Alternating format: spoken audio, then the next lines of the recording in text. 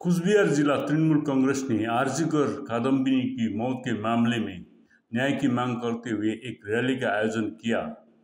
कुचबिहार रास मेला मैदान में एकत्र होने के बाद जुलूस वहां से निकल गया। कुचबिहार शहर के सागर दिघी को पार करते हुए हरिशपाल मोड़, भवानीगंज बाजार सहित विभिन्न क्षेत्रों से होकर गुजरा और रास मेला मैदान के सामने समाप्त हुआ। इस दिन की रैली से तृणमूल कांग्रेस ने सीबीआई से इस घटना की जांच शीघ्र करने की मांग की।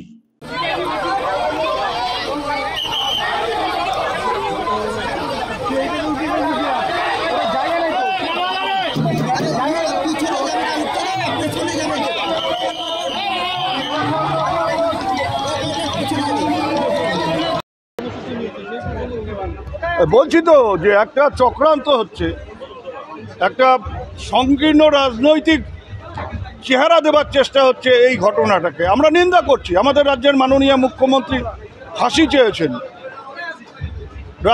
দেশের প্রধানমন্ত্রীর কাছে তিনি চিঠি দিয়ে আইন বদল করে কঠিন শাস্তি দেবার কথা বলেছেন। তারপরেও এদের একটাই লক্ষ্য, যেন তেন প্রকারেণ মমতা বন্দ্যোপাধ্যায়কে পদত্যাগ করতে হবে। পদত্যাগ করবেন কি করবেন না সেটা 26-এ দেখা যাবে।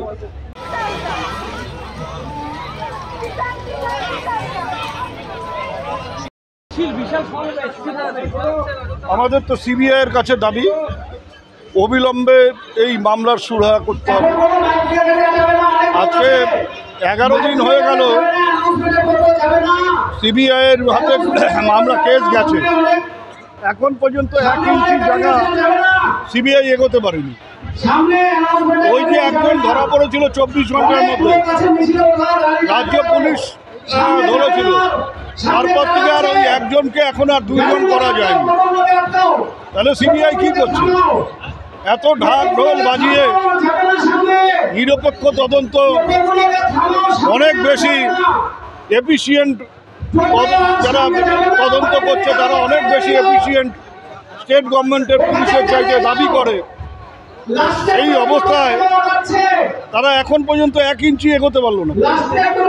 এটা কিন্তু শুধু আমাদের প্রশ্ন না, এটা ওই যে নির্যাতিতা যে মহিলা, যে খুন হয়েছে, যে ধর্ষিতা হয়েছে, তার মা বাবারাও প্রশ্ন করেছে। তার মা বাবা যে কি করছে, সিবিআইয়ের পর ক্রমশ তাদের ভরসা হারিয়ে যাচ্ছে।